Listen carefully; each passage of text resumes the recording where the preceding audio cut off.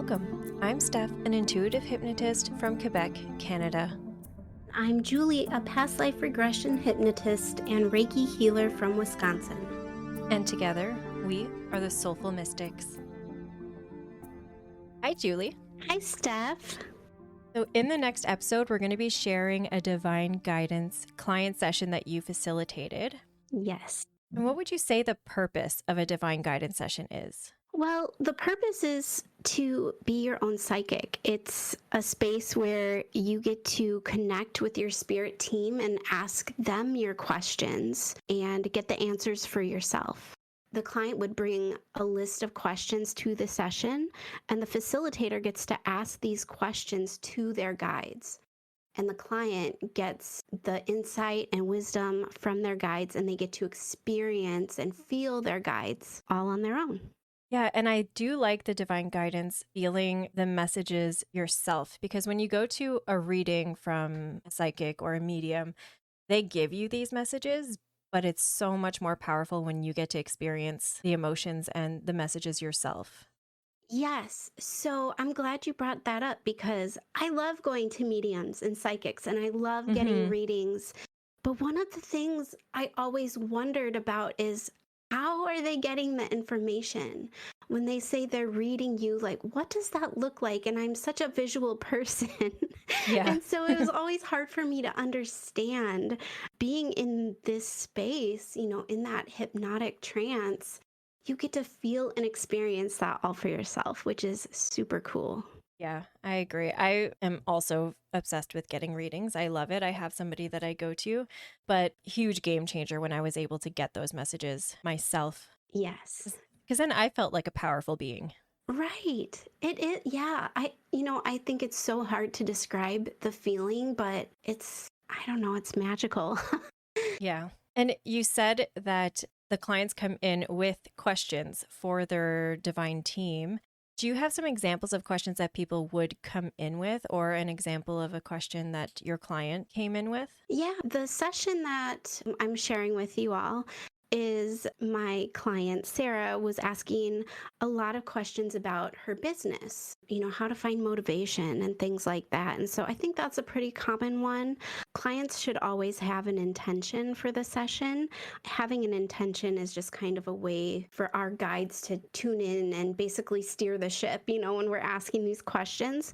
But it can be anything really. It can be about your life purpose, your soul path. Are you on the right track? Maybe you're going through something in your current life and you just need some advice and help on how to work through certain things or, repair relationships or maybe understand if it's time to walk away or anything. I think the possibilities are limitless, and that's the beauty of it. You can come up with any question you want to ask and we'll ask it. Whether or not we're ready to hear the answer is another thing, but we can always kind of work around that in ways to get some understanding about that. Everything happens in divine timing. So I think even if we really want to know something and it's just not time for us to know, at least if we can have an understanding as to why, I think that definitely helps for sure. Yeah, and I think a lot of times that has to do with learning, right? Like if we had all the answers anytime we asked for it, we wouldn't have to go through that learning curve. Plus, we all have free will, and our guides, we have an agreement that they have to allow us to express that and to actually come here on Earth to learn. So we do have to make some of those discoveries on our own. Yesterday, you talked about asking in a divine session how they communicate with us. So how they find ways to send us those signs, because it's different for everybody. Last night, Max was saying that I should bring this up because I've always had trouble getting names of my guides. But once I opened up my perception of how I receive those messages, I started getting names. So Poppy is one of them. And then recently, or last night, I had in my dream the name Cynthia popped up. And then I asked Max, I asked him if he knew a Cynthia. And then maybe 5 minutes later, the name Cynthia popped up on the TV. Interesting. Yeah, so I don't know what that means, but I like that they use technology, or I like that my perception has opened up to the fact that they can use technology to give us messages. Yeah, and I think so. the thing with that, and it's one of the questions I love to ask in these sessions is, what signs do they send us? How do they communicate with us? Because if we're not aware of it, we're going to miss Hmm. these signs. And that's so common. I've said this before too in the past, and I know other people have said, oh, they don't send me signs.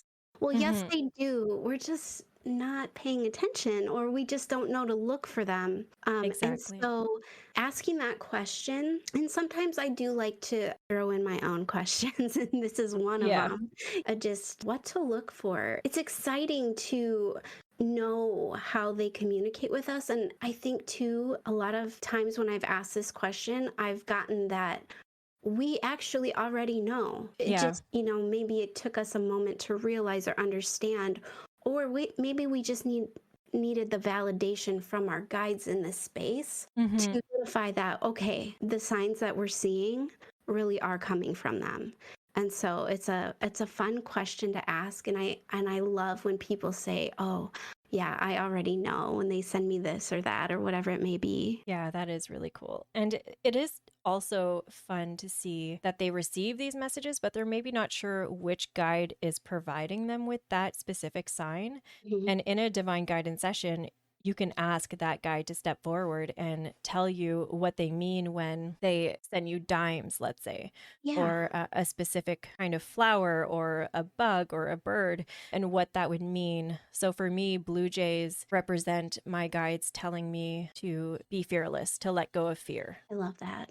Mm. Yeah, so it's little signs like that that we tend to miss because we see them all the time. But when it sticks out to you, that's when it's time to take a moment and look for the meaning or the message behind it. For sure. And what do you mean when you say divine guidance? Like, what does that mean? That's a really great question, because when I say divine guidance, I mean like our whole spirit team. And what that means is it can be angels, spirit guides, ancestors, it can be enlightened beings, it can be beings from other planets that maybe work with you. Mm-hmm. It can even be animal messengers. I just feel like we're all so different. We all come from different walks of life. There's so many different cultures. And in this space, I just want to honor that for everyone. Just because maybe I personally don't resonate with something doesn't mean the client, doesn't mean that they don't. And so I want to leave this open, set the intention to leave it open for whoever you work with to come through in this space. So it might be your grandma, on your Mm-hmm. other side, or it might be a Yeah. spirit guide, or maybe, you work with a being from another planet. And this is a safe space for you to go in and connect with that being. I mean, there's so many people who are star seeds that they've come to this planet to help, and Yep. so that's what I say, divine guidance and spirit team. It's really anybody that you work with on the other side, any kind of being. This is a safe space. We always ground, open, and protect as we go Mm-hmm. into these sessions. I don't want anybody to hear me say that and then Yeah. start to become afraid, because that's not what this is at all. This is such a space of love and guidance, and I don't even know how to describe it. When you're in this space, it's so beautiful. I just love going in with that open intention, but also setting the boundary that we are protected, and only truth and love is gonna enter that bubble and communicate with us. For sure. And I think it's also important to know that we are very powerful ourselves. We can ask for protection, let's say. When we were learning in the hypnotic arts, you were my partner for our first spirit. I think it was a spirit guide session or divine guidance session. Hmm. And your cat was about to pounce on you. Yeah. And you had said that he tends to do that when you were meditating and that you would ask your guides for protection. Hmm. Or I was begging him not to jump on you while you were in hypnosis, and he didn't. So I do Yeah. think that they have that ability to truly protect us from anything that we ask them. Absolutely. Do you feel we choose our divine team in the life between lives before we incarnate? Do you think we hang out and discuss the ways that we're going to be giving or receiving those messages? Oh, that is such an interesting question. I honestly don't know the answer. I mean, I feel like it's a yes and no kind of a thing, meaning I do think that we agree to come here and like it's already set up, but I think we're here for them to help us, but then we also help them. Yeah. You Like know, we rotate. yeah, maybe. I don't know. This is such an interesting question, and I would love to explore that when we do Space Between Lives. Yeah, we need to do that because Yeah. I've been thinking about that so much lately. Yeah, I do know from my own experience of meeting one of my guides. So I think I've told you about Johnny. He came to me in a dream one day, and I worked it out with my Reiki teacher just through some exercises she took me through, and found that he was actually one of my spirit guides. And the more I connected with him, I learned that we did share another life together. The way I describe him is he's like my 50s greaser. Have you ever seen the movie Grease? And in Yeah. the way that they dress with their rolled up jeans and their sneakers and their cuffed shirts and their leather Yeah. jackets and their greased hair, that's exactly how I've seen him. And the first time I met him in this dream, he had kind of like a fun little smug look on his face, Okay. like you know who I am, and I'm just waiting for you to like make the connection. And what was interesting is my Reiki teacher Abby, she's a psychic medium too, and she's like, I can see him giving you this look, and I was like, oh my god, yeah, that's exactly the way he looked at me in this dream. And I don't know, through other meditations and things I've done, and he's been there, it was like a reunion. I think the way I described it to Abby, it was like my soul remembered. And that's Yes. all I could keep thinking is like, my soul remembers you. And I feel like the reason I see him the way I do is maybe because that was like the time we Yeah. last incarnated on Earth together. And maybe not, but I feel strongly that that's the reason why I see him like that. Yep, Um, that's the first thing that came to my mind too. So I think yes, that makes sense. yes, for sure. And I still don't know all the details of that, but I mean, we're in a space where we can explore anything we want to. So I Yeah. think it would be something fun to revisit sometime for sure. Yeah, definitely. And I think also the divine guidance gives you the opportunity to reconnect, like you said, with like your grandmother, anyone who plays a role in guiding you or providing you with clarity here. And I think that that is really special too, because you get the confirmation yourself that your loved one who has passed on is okay, because you could feel it within your own soul. Yeah, And I think that that's really beautiful, even if it is somebody who was from a past life, that you had such a strong connection with.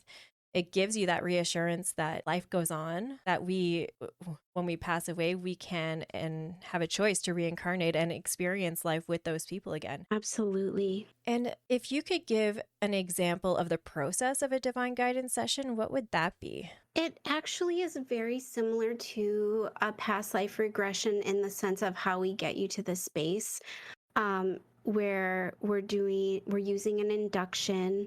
We're taking you through the progressive relaxation just to really get you deeply relaxed. As we're going through the induction, we always ground, open, and protect ourselves. And then there's different techniques to get you to the space of your guides and like orient the client to the space of your guides. The way that we learned in our hypnotic arts training was taking the client to the garden of the guides. Hmm. Another one that we learned was to take them to a space where there's 3 doors in front of them, and they choose the door that they're most drawn to. And when they walk through the door, then they're in the space of their guides. So it's just we're leading them through a story to take Yeah, them to this space. But during this, their consciousness is expanding and their awareness is going to these spaces. Once the client is there, their intuition and their ability to discern information is just amplified. And that also helps to eliminate distractions. So while you're in this space, you're not thinking about what you need to put on your grocery list. I Yeah. know, like, sometimes when I meditate, my mind starts to wander about my to-do list for the day or whatever. And it's Hmm. not like that at all. You're just so relaxed, and that conscious mind is kind of pushed aside for a bit, and we're into this other realm, and it's just so beautiful. Doing that allows us to better connect and have a Hmm. stronger connection to these beings. Yeah, and also gives you the opportunity to recognize what it feels like within your body. So then when you're not Yes, in a session, you're able to connect on your own, right? And we all can connect on our own. absolutely. Just have to find the way that works for us. And with the divine session, everybody deals with it differently or everyone communicates differently. So some people within the session will see things or have a visual kind of like a movie. Other people might hear things or messages or feel them within their body. I think feeling is the most common. I well, I would agree to an extent. Yeah, you don't. Well, so for me, I am more visual. I Hmm. see, and so like I've seen my guides. It's not like I see them every day, but there have been certain instances where I have been able to see them. But that's not as common for everybody either. And when during class, and you were facilitating a divine guidance session for me, that was the first time of really getting to feel them. And in fact, I think that was the whole theme Yeah. of this session, because I never considered myself a feeler. I Hmm. was always just visual. I'm a Gemini. I'm very literal. I have to see it to believe it. It was kind of the way I thought. I know I've talked about this before, where I never considered myself to be empathic. I never considered myself to be able to feel energy. And having this session with you completely changed everything for me. It was Hmm. the first time I really could feel and recognize that feeling.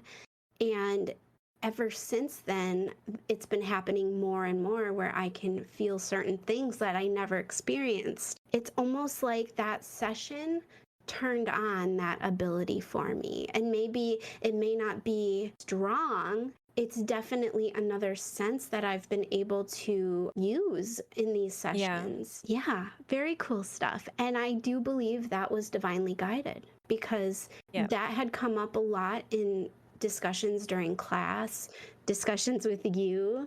And then we have the session, and it's like, okay, that's what I needed. And I didn't even know it. That wasn't even what I was expecting to get out of the session. I don't necessarily know what I was expecting, because it was my Yeah. first time, but it definitely changed me in a good way, for sure. Yeah. And sometimes you have to experience it in order to know that that's what a message is, or that's what it feels like within my body, or that's what it looks like when you get to visualize it. How would you say somebody before a session or after a session could learn to tune into that divine guidance on their own?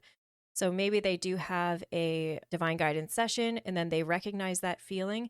How would you say they can learn to work with it on their own without going for a second session right away? Like, how can they practice? Yeah, I know what works for me is meditating, and I Hmm. know some people, they're not into meditating, and I totally get it. But for me, what has worked is just setting the intention and going into a meditation with the intention to tune into my guides. And it doesn't have to be like an hour-long meditation. Some people get really good at it, and it takes them like a couple of minutes. And so I do think it is like an ability that we can build upon. Hmm. But, we do have to put the phone down. We have to Yeah. eliminate the distractions and just get quiet in order to be in that space where we can connect to our guides. I think for you, you had told me writing helps, the automatic writing, different things that work for different people. And I've tried the automatic writing before, and I have gotten some interesting things, but I've never been able to sit down for like a long, extended period of time and write a whole book or even a few pages. It's just been like a paragraph for me. Yeah. And sometimes that's all it takes. For me, it worked really well when I started doing email readings. Oh. So I would do a reading with somebody. Usually it started with close friends or family and just send an email because I'm a moon child. I wake up really early in the morning, sometimes 3 or 4 a.m. The world is quiet and I can really tune in. And at that time, I would, nobody wants to get up at 3 a.m. to have a reading with me. So I Mhm. decided to try email readings. Mhm. And then when I would look back at some of them, I don't remember writing any of it. And so I realized that that's the way that I am able to channel. And I mean, sometimes it would take me maybe half an hour. Wow. You're just writing, you don't even really know where it's coming from. But then I started going on walks with my dog and Mm. I leave my phone at home, although that proved to be a bad idea the time I fell. I mean, it all worked out, so it was fine. But I leave the distraction at home and I get to see the moon. I get to experience joy by watching her run around and just be free and playful as a dog. Mhm. And I get a lot of messages in that time. And that to me is meditating. So I know some Yeah. people picture meditating as sitting there in silence, but there's so many ways you can do it. Walking, just being out in nature and Mhm. observing nature. And yeah, putting down your phone, putting down the distractions and focusing on your breath. You don't have to sit there and be quiet. You can meditate basically when you're watching TV or reading a book. Oh, for Like, sure. so there's so many ways. So many different ways, and it's just whatever works best for you. I know when I go for walks or I'm walking my dog, it's usually for shorter periods of time, and I never put my headphones in or anything like that, and I get so many ideas. Hmm. I get flooded with ideas. And it's always Yeah. because I'm taking the time to get quiet. I'm not listening Hmm. to music, so there's no distraction. I'm Yeah. just walking, I'm in nature, and I'm just open, and the ideas just kind of flow in. Yeah, for sure. And it's also whenever you get into a specific zone, which is the exact zone as meditation or that spot where you're about to fall asleep, but you're not Mm-hmm. fully asleep yet, you're still aware. That's what hypnosis feels like. So I know some people are kind of afraid to give it a try. I've been getting a lot of questions about that specifically. Mm. We have the ability to refuse it, and people don't think that way because of what they see on TV. They Yeah. see the stage hypnosis and they think that it's this big scary thing. But it's just so simple. It is just being out in nature. That's a meditative state. That's a hypnotic state Yeah, where you're in trance. for sure. I think TV and movies have definitely given hypnosis a bad rap. Hmm. Until I started listening to Gina's podcast, The Past Yeah. Lives and the Divine, I never really considered or given hypnosis much thought, to be honest with you. But definitely one thing I want to make very clear is that you're not being controlled when you're in No. a hypnotic state. You're deeply relaxed, but you're still completely aware to everything that's going on. And so if the facilitator were to say something that just didn't align with your belief system or whatever it may be, your subconscious mind is going to reject it. Hmm. So, I mean, the client, no matter what, is always in control. We're Yeah. just there to facilitate and help guide you to this space to have these amazing experiences and gain all this wisdom yourself. Yeah. The client is experiencing so much more than they're able to articulate in that space. And Yeah. the only way they're going to even get into this hypnotic state is if they're open to the experience. They have to Exactly. want to experience it for it to work. For sure. What would you say clients would leave with after a divine guidance session? They always come away with a renewed sense of connection to not only themselves, but their spirit team, their guides. They know what to look for now to receive Hmm. messages. They know that their guides are actually there. I think, you know, knowing or believing that your spirit guides, your angels are there is one thing, but being in a space where you can really feel their love and receive information directly from them is completely different. Just having that sense of connection is so powerful. And then also, they come away with so much more clarity and even motivation to maybe take a leap on something they've been thinking about but maybe scared scared to make a move on, Hmm. or maybe they decide to go in a different direction after getting the advice from their Yeah. guides. It's just amazing. I don't know how else to put it. Yeah, I think you have to try it in order to know how amazing it is or how beneficial it could be. Because until you try it, you can just listen to other people's experiences. And again, that's maybe 20% of what they're actually experiencing. So it is worth it to try one of these sessions for sure and to get to know your divine team. Absolutely. Yeah. And if you've never done a past life regression before, or if you've never done any kind of hypnosis like this before, I think doing a past life regression might be the best place to start. Simply Hmm. because if you're not used to being in that space with your guides, you may have a little bit more difficult time connecting, and maybe not. But I think for some people, it's a little bit trickier just because they don't know what to expect. But when you do a past life regression, you generally go through a death scene and then you go into the realm of divine guidance where you connect with Yeah. your spirit guides.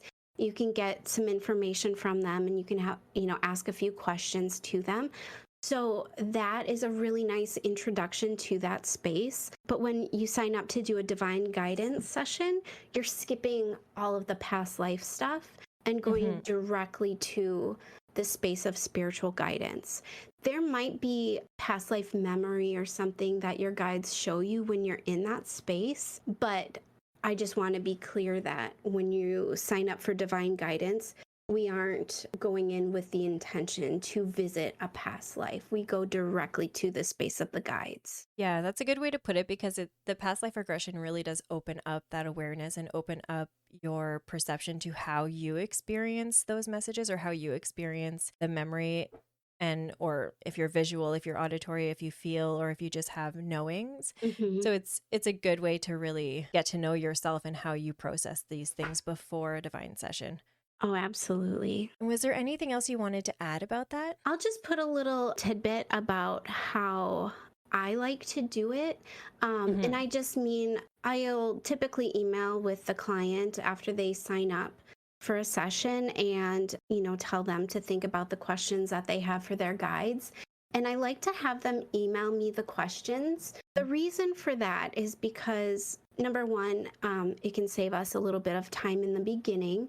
We always do a little bit of a client intake to really get a good understanding of what it is that they're looking to get out of the session, get their intention, their questions, and all that.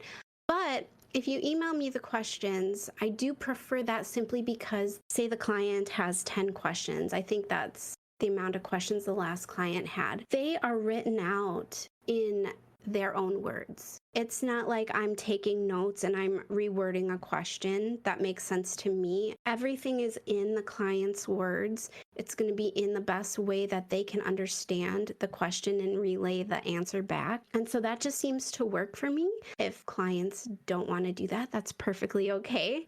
But Yeah.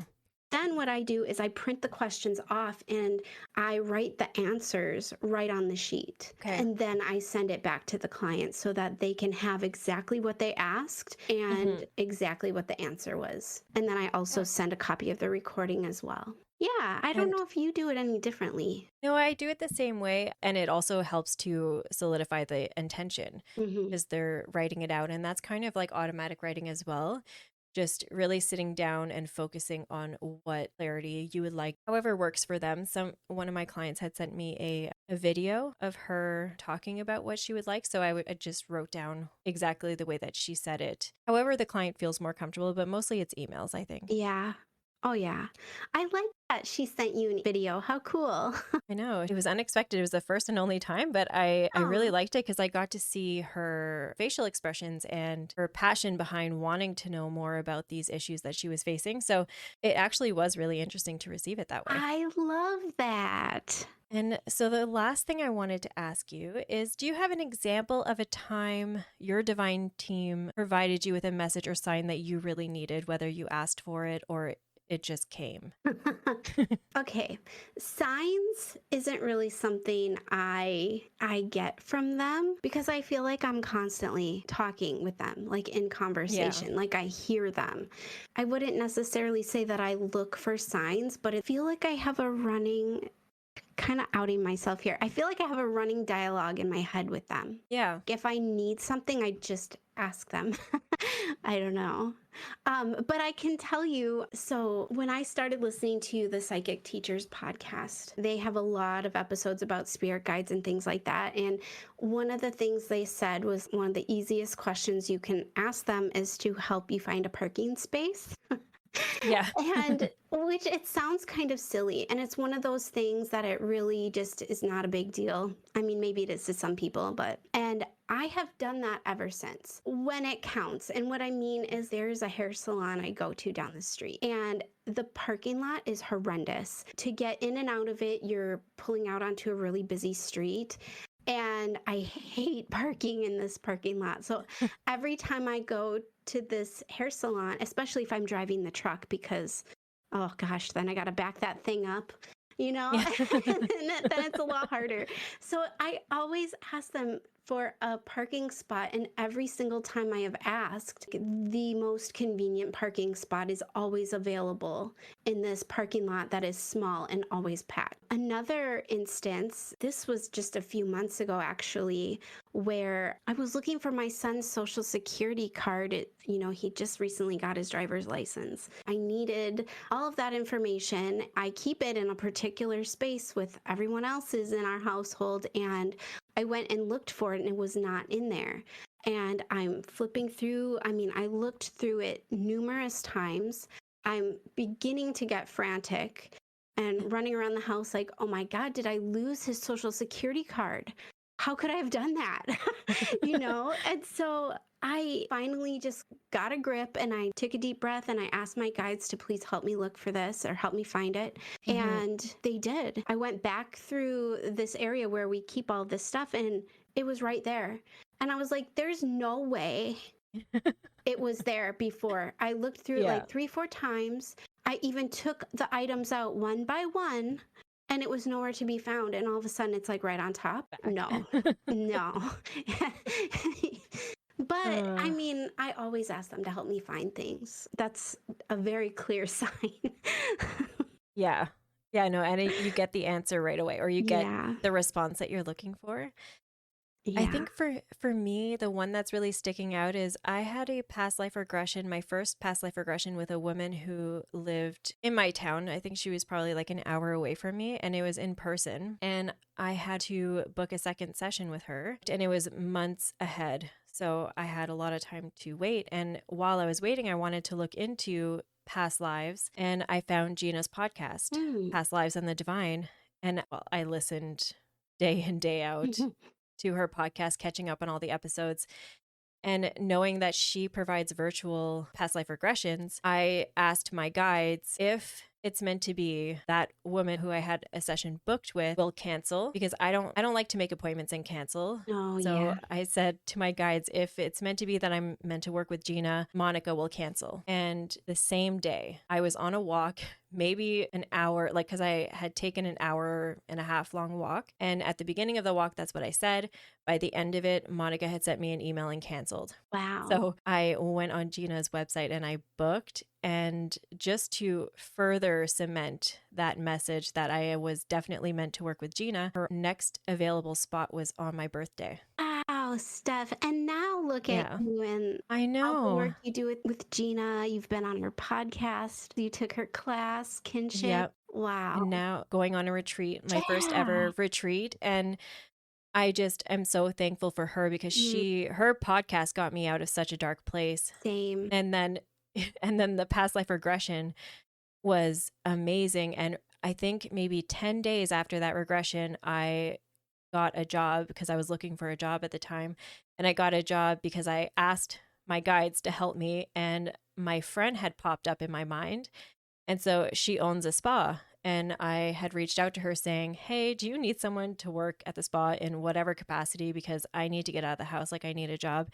And I think I'm going to be at that spa until I retire now. And they're just the most wonderful group of women. Aw. And that's what I saw in the past life regression too, is an amazing group of women. I recognized some of them that I hadn't met yet. And I just think that it was so meant to be. So take the time to ask your guides for clarity or for a message, because it had completely changed my life. That walk completely changed my life for sure. Wow.